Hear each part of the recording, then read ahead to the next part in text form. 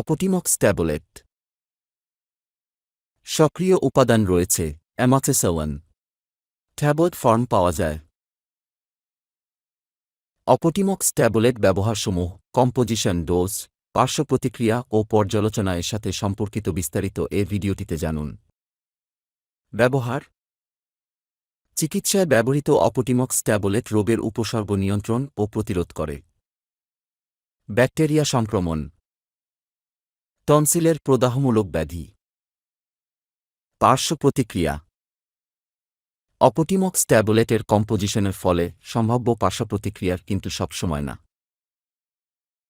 কিছু পার্শ্বপ্রতিক্রিয়া মারাত্মক হতে পারে কিন্তু বিরল।